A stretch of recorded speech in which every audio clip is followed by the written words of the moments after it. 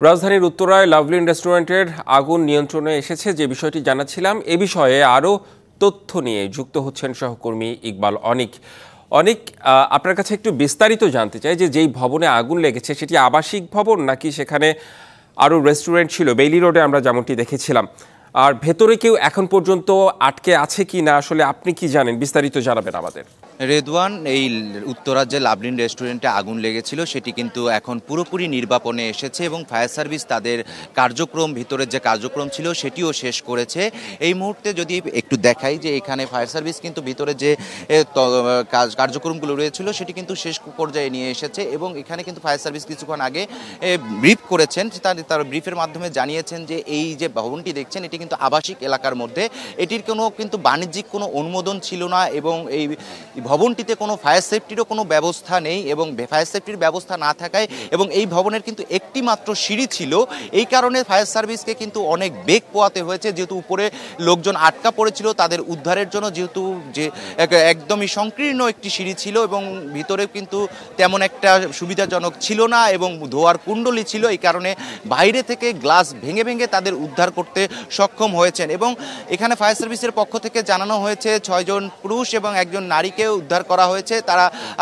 তাদের কোনো হতাহতের ঘটনা ঘটেনি। তাদের কিন্তু এখানে যে স্থানীয়রা রয়েছেন যারা উদ্ধার কাজে যোগ দিয়েছিলেন তারা কিন্তু দাবি করছেন যে 2 জন নিহতের ঘটনা, তবে এখন পর্যন্ত ফায়ার সার্ভিসের পক্ষ থেকে সে বিষয়টি নিশ্চিত করা যায়নি। শিয়া বাটার ও ভিটামিন ই সমৃদ্ধ lily glam beauty soap. Lily, always beautiful.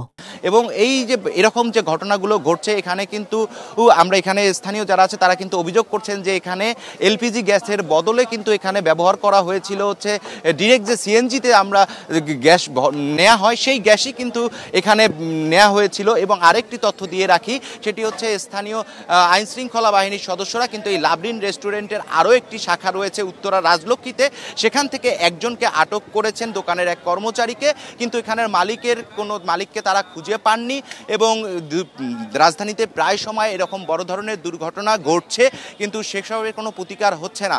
এবং আরেকটি বিষয় যদি বলি রাখি, এরকম তদন্ত কমিটি গঠন হবে, তারপরে কিন্তু প্রকৃত ঘটনাটি জানা যাবে যে প্রাথমিকভাবে যতটুকু ধারণা করা যাচ্ছে যে এটি গ্যাস লিকেজ থেকে এই বিস্ফোরণের ঘটনা ঘটতে পারে বলে ফায়ার সার্ভিস ধারণা করছে, তবে তারা কিন্তু প্রকৃতভাবে নিশ্চিত করতে পারেনি যে এটা কিভাবে এই আগুনের সূত্রপাত হয়েছে এবং তারা জানিয়েছেন যে এই আগুনের সূত্রপাতের ঘটনা যাতে প্রকৃত উঠে আসে সেক্ষেত্রে মনে করেন যে একটি তদন্ত কমিটি গঠন হবে, তদন্ত কমিটির মাধ্যমে সব কিছু তারা জানাতে পারবেন। আর স্থানীয়রা যে দাবিটি করেছিলেন যে এখানে কিন্তু তারা সিএনজি যে ব্যবহার করত সেটি কিন্তু দাবি করেছেন, তো সেই ক্ষেত্রে ফায়ার সার্ভিস বলেছে এটা বিস্ফোরক অধিদপ্তরের কাজ, তারা যদি এখানে তদন্ত করে, তারা যদি কোনো সূত্র পায় তাহলে তারা এটার বিরুদ্ধে আইনানুগ ব্যবস্থা গ্রহণ করবেন। তো রেদওয়ান, এই ছিল আপাতত আমার কাছে এই উত্তরার লাভলিন রেস্টুরেন্টের অগ্নিকাণ্ডের ঘটনাস্থল থেকে সবশেষ অবস্থা। অনেক মোটের উপর দুটো বিষয়, একটি হচ্ছে আপনি বলছেন যে স্থানীয়রা বলছেন 2 জন মারা যেতে পারে ভেতরে, কিন্তু ফায়ার সার্ভিসের পক্ষ থেকে এখনো এই বিষয়ে নিশ্চিত করা হয়নি এই বিষয়টি। আর এখন পর্যন্ত 7 জন আহত যারা হচ্ছে চিকিৎসা নিচ্ছেন, আর তদন্ত কমিটির বিষয়টি তো আপনি বললেনই। ধন্যবাদ আপনাকে।